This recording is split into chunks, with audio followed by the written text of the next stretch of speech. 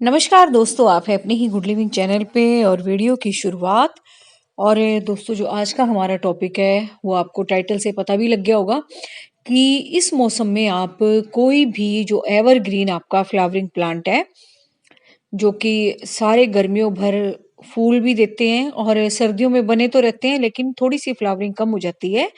तो इस वक्त हम क्या कर सकते हैं, इन सारे पौधों की हम कटिंग लगा सकते हैं।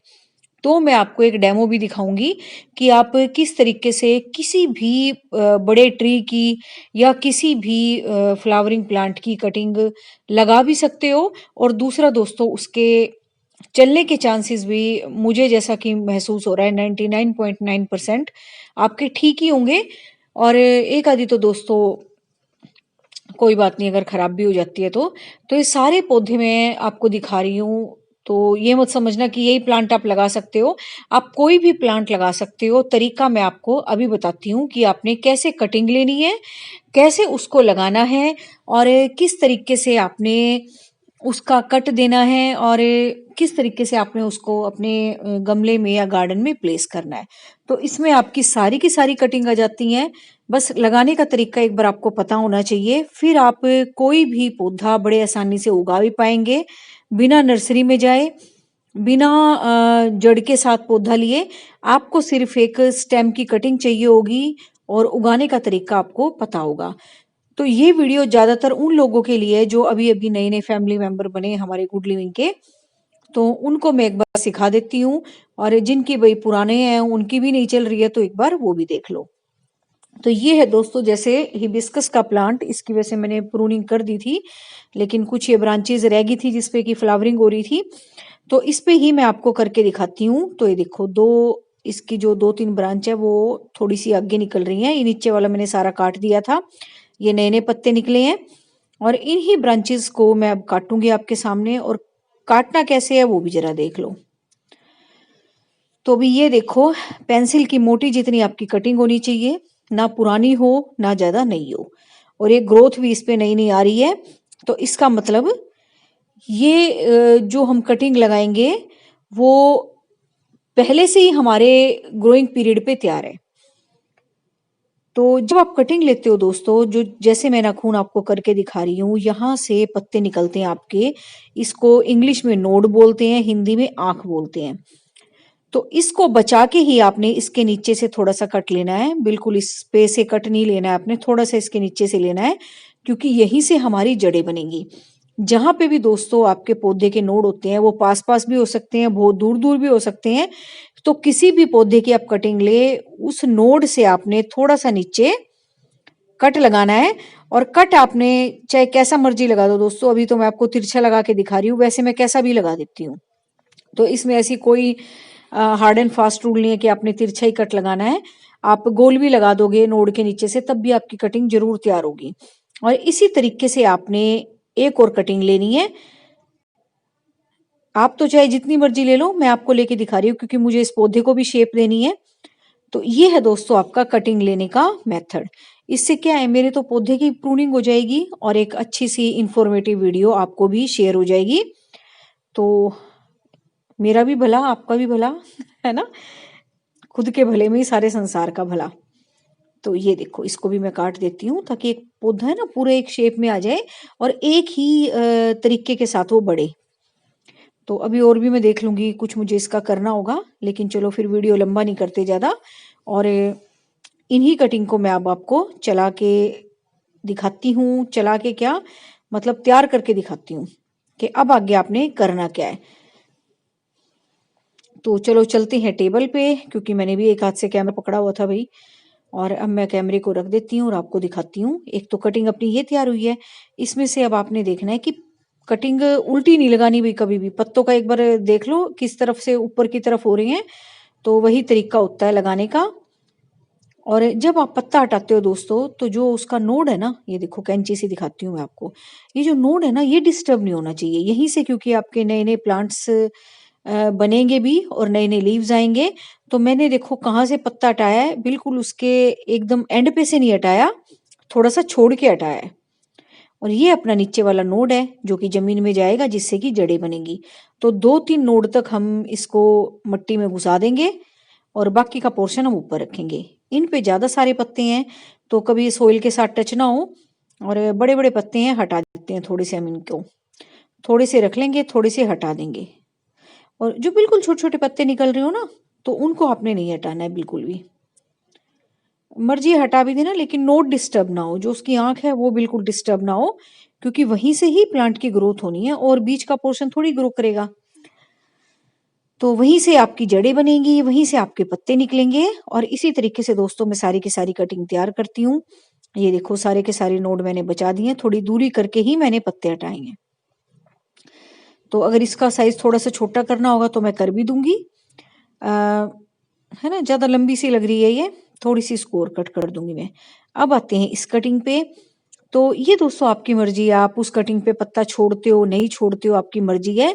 लेकिन जो चीज जमीन के अंदर जाएगी, एक तो उसमें पत्ता नहीं होना चाहिए, और ये जो जमीन से ऊपर टच पत्ते हैं उनको भी आपने हटा देना है, ताकि कोई भी फंगल अटैक हमारी कटिंग पे ना हो, और ऊपर की तरफ हमारी कटिंग चले, नीचे की तरफ उसकी जड़ें बने।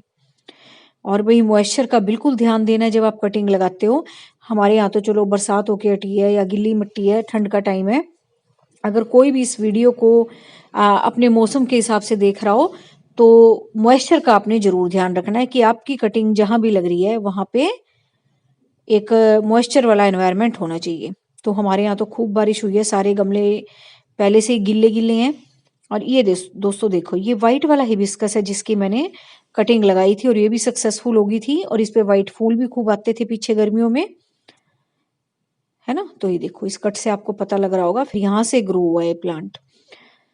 तो इसी तरीके से अगर ये व्हाइट वाला हिबिस्कस है, तो ये रेड दोस्तों मल्टी पेटल्स वाला हिबिस्कस है। हैवी वाला जो हिबिस्कस होता है ना, फूल जिसके बहुत सारी पेटल्स होती है, ये वो वाले हिबिस्कस का प्लांट है जिसकी मैंने अभी कटिंग लेके दिखाई है आपको। तो इसमें क्या होगा, सफेद और लाल फूल बहुत सुंदर लगेंगे, है ना, कॉम्बिनेशन बन जाएगा। अगर मैं इन कटिंग को ना भी हटाऊंगी तो कहीं और ना लगाऊं तो तब भी आपके इतने सुंदर प्लांट इसमें तैयार हो जाएंगे। बीच में से व्हाइट फूल निकलेंगे, है ना, और साइडों में से अपने लाल निकलेंगे। और कई बार दोस्तों ऐसा होता है, जहां मैं कटिंग लगाती हूँ ना, मैं कभी हटाती ही नहीं हूँ, मुझे ध्यान भी नहीं रहता, और वो प्लांट अपने आप चलता रहता है। और ऐसा मेरे साथ बहुत बार होता है। अगर एक ही गमले में काफी सारी लगा दूं तो भले ही मैं अलग कर दूं उसको, अगर मेरे पास कोई गमला खाली हो गया है, अदरवाइज तो मेरी ऐसी ही चलती रहती है, मुझे ध्यान भी नहीं रहता। तो ये देखो ये तीनों कटिंग मैंने आपको इसमें लगा के दिखा दी, और ये भी दोस्तों कटिंग से हुआ तैयार है पौधा। तो ज्यादातर जो मेरे आपको हिबिस्कस के पौधे गार्डन में दिखते हैं, सारे के सारे कटिंग के ही हैं। एक आधा कभी मैंने मतलब अपनी सूझबूझ में तो कभी हिबिस्कस का लिया नहीं। तो जो पहले से ही घर में लगे हुए होंगे वही होंगे, और उन्हीं की कटिंग से मैं तैयार करती रहती हूँ नए नए प्लांट, या कभी कहीं जाती हूँ तो वहां से ब्रांच वगैरह ले आती हूँ पार्क वार्क में से। और इसी तरह से दोस्तों सॉफ्ट कटिंग वाला वीडियो, ये तो हार्डवुड वाली कटिंग थी। जो सुकुलेंट्स की कटिंग होती है या सॉफ्ट कटिंग्स होती हैं, उनको भी लगाने का तरीका मैंने आपको बताया था, और ये छोटे प्लांटर्स को भी लगाने का तरीका कल परसों वाली वीडियो में ही बताया है। तो एक बार अब वो आप देख लेना, शायद मैंने पुराने कपड़ों को, है ना, गार्डनिंग में कैसे यूज करें, ऐसा कुछ टाइटल बनाया होगा, एक बार वो देख लेना। तो इससे क्या होता है, आपके पुराने कपड़े भी काम में आ जाते हैं, जो कि किसी को देने भी नहीं होते और खुद भी हमारे काम के नहीं होते, और आपके नए नए प्लांटर भी तैयार हो जाते हैं। तो ये वाली वीडियो भी एक बार आप देख लेना, आपको अच्छी लगेगी। और बस भाई यही तरीका है किसी भी तरह के फूलों के पौधों को लगाने का।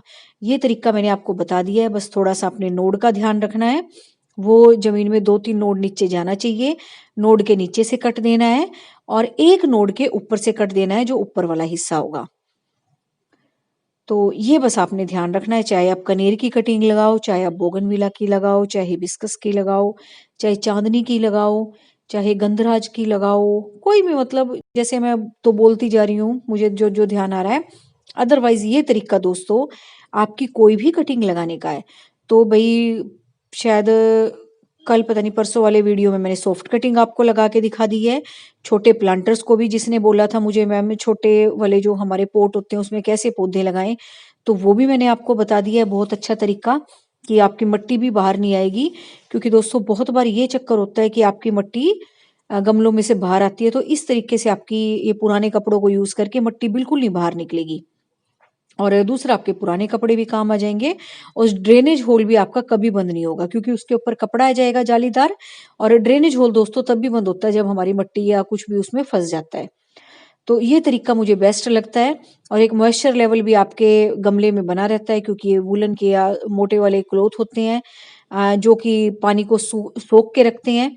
तो इस तरीके से अगर आप पौधे लगाते हो तो मुझे नहीं लगता कि आपके घर में भी कुछ गंदा होगा है ना। और आपके पौधे भी बहुत अच्छे से चलेंगे और ये बहुत अच्छा तरीका है पौधे लगाने का। तो उम्मीद है ये वीडियो आपको अच्छा लगा होगा। और भाई सर्दियों के फूलों के तो हम मजे ही ले ही रहे हैं है ना। तो उसके साथ साथ हम गर्मियों की भी तैयारी कर लेते हैं क्योंकि अगर ये मौसम आपने निकाल दिया ना फिर देखो गर्मियों का मौसम आ जाएगा, कटिंग लगाना मुश्किल हो जाएगा। और अभी आप अनजाने तरीके से ही कटिंग लगा देते हो तो मार्च अप्रैल में आपके बहुत सुंदर प्लांट तैयार हो जाएंगे, फिर उनको देख के आपको बड़ा अच्छा लगेगा। और सर्दियों के तो फिर हमने निकालने ही है ना। तो इससे क्या होगा, हमारा गार्डन भी खाली नहीं होगा, नए नए पौधे घर बैठे आराम से तैयार हो जाएंगे, कोई ज्यादा केयर भी नहीं करनी इनकी। और अभी तो सर्दियों के फूल मार्च अप्रैल तक चलेंगे ही, तो उसके साथ साथ हमारे गर्मियों के फूलों वाले भी तैयार हो जाएंगे। और फूल गर्मियों के क्या तैयार होंगे, हमेशा रहने वाले पौधे तैयार हो जाएंगे। तो ये तरीका है दोस्तों पौधे लगाने का, नई नई कटिंग्स लगाने का। और देख लेते हैं हम गार्डन में भी। और ये दोस्तों मेरे पास ना बहुत सारे ऐसे कमेंट आते हैं कि हमें अपना गार्डन ना उदास लगता है, पता नहीं भी कैसे उदास लगता है। तो उसका भी एक ही तरीका है, एक तो पौधों से प्यार करो है ना, थोड़ा सा टाइम उनके साथ बिताओ, उनको देखो, छेड़ो, उनसे बातें करो। और दूसरा भाई पौधों को एक बहुत जो क्लासिकल और बहुत सूदिंग सा जो संगीत होता है ना वो बहुत पसंद होता है।